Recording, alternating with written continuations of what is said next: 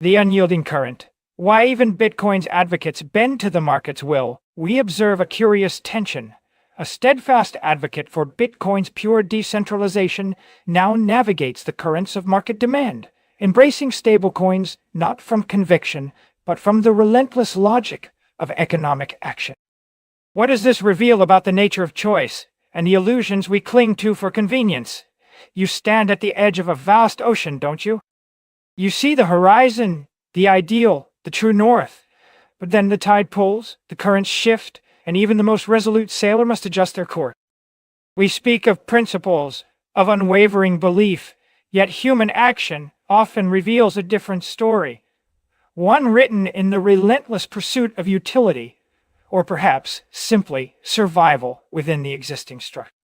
Consider the figure of Jack Dorsey, a voice long synonymous with the uncompromised vision of Bitcoin as the Internet's singular native money protocol dictal. For years, his pronouncements have echoed a clear, almost purist philosophy: decentralization, sovereignty, a monetary system free from the whims of central authorities. He has championed Bitcoin not merely as an asset, but as a foundational shift in how humanity coordinates value and trust. Yet a recent revelation casts a different light upon this steadfast conviction. Block, the company he leads, now signals a pragmatic, albeit reluctant, embrace of stablecoins. This is not a shift in personal belief, he insists, but a concession to the undeniable force of customer demand. It is a moment where the ideal confronts the immediate, where the long-term vision grapples with the short-term imperative. His words carry the weight of this internal conflict. I don't like that we're going to support stablecoins, but our customers want to use them. I don't think it's wise to go from one gatekeeper to another. Here, you hear the echo of a profound truth. Stablecoins, by their very design, often replace one form of centralized control with another, merely digitizing the existing fiat illusion rather than transcending. They offer the appearance of stability, yet their pegs are tethered to the very systems of monetary debasement and credit expansion that Bitcoin seeks to dismantle. But why do customers want them? What does this collective desire reveal about the human psyche in the economic sphere? It speaks to a preference for perceived stability, a comfort in the familiar, even if that familiarity is built upon a foundation of sand. It reflects a lower time preference, a desire for immediate utility and less volatility, even if it means sacrificing true monetary soundness and long-term sovereignty. The market, in its ceaseless dance, mirrors these preferences, rewarding convenience over fundamental truth. For us, Bitcoin remains the only true answer to the monetary dilemma. It embodies individual sovereignty, decentralization of knowledge, and the limitation of credit expansion. It is the very essence of sound money, a spontaneous coordination that emerges from market order, offering a clear economic calculation free from monetary illusion. It is the only reliable cryptocurrency, the only true store of value, the only true collateral. If it is not Bitcoin, we are compelled to offer informed criticism, for the path to true financial freedom is narrow and uncompromising.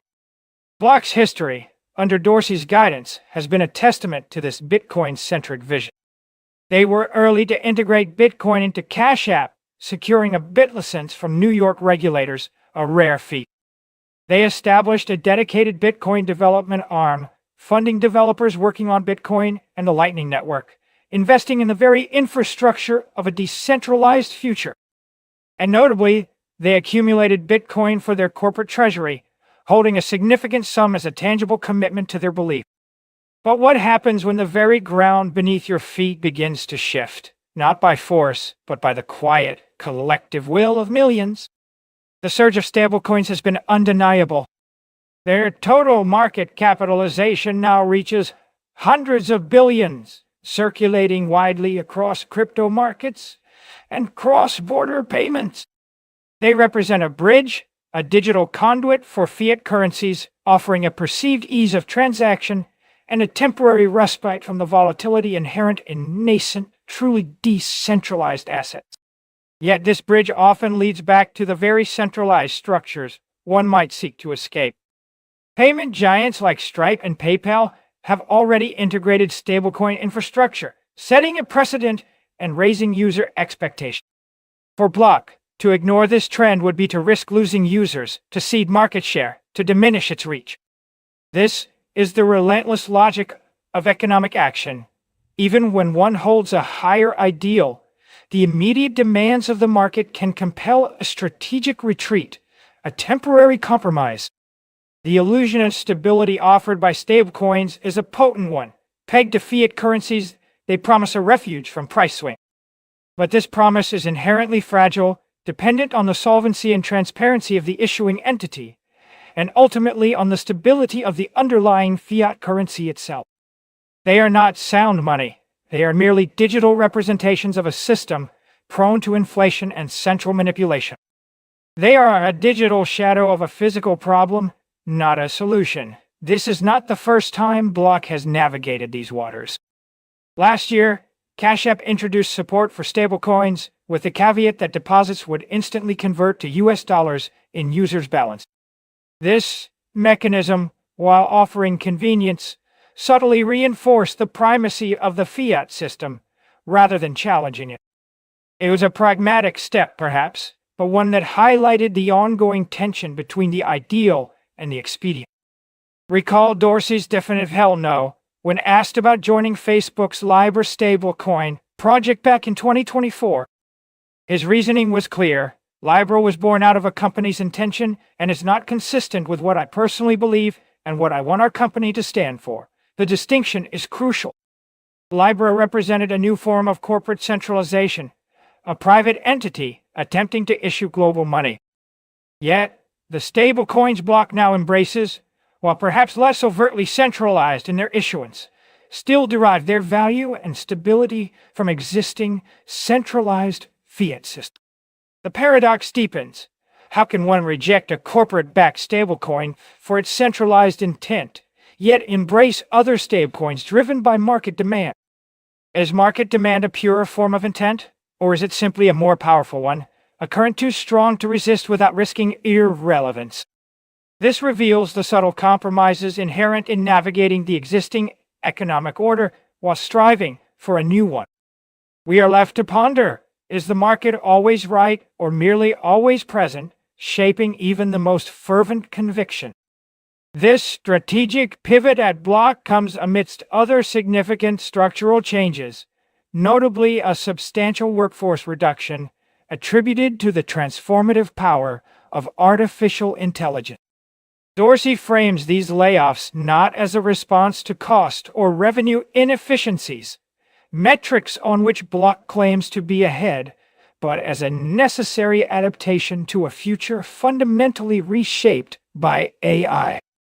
How does AI fit into this unfolding narrative of decentralization and sound money? AI, in its current trajectory, often centralizes processing power and data, creating new forms of gatekeepers and concentrations of knowledge. Yet, it also promises unprecedented efficiency and new modes of coordination. Does it accelerate the need for truly decentralized money like Bitcoin as a bulwark against new forms of control? Or does it simply create new tools that can be wielded by the existing centralized powers, further entrenching their influence? Dorsey's assertion that AI will entirely change how a company is structured speaks to a broader truth. Technology is not neutral. It reshapes human action, alters economic calculation, and redefines the very nature of value creation. In a world increasingly automated and algorithmically managed, the need for a monetary system that is transparent, immutable, and beyond arbitrary control becomes even more pressing. The future of work, the future of value, and the future of money are inextricably linked. The decision to adopt stablecoins, the layoffs due to AI, these are not isolated events.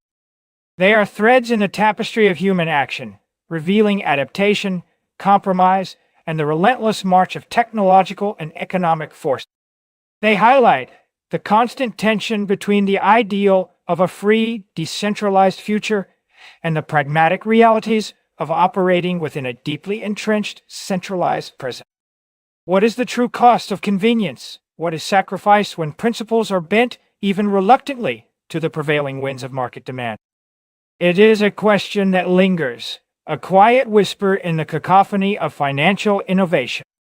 Bitcoin, in its unwavering design, remains the only true anchor in this sea of shifting values and pragmatic compromises. It is the constant, the measure against which all other digital assets are found wanting, a testament to what is truly possible when sound principles guide action.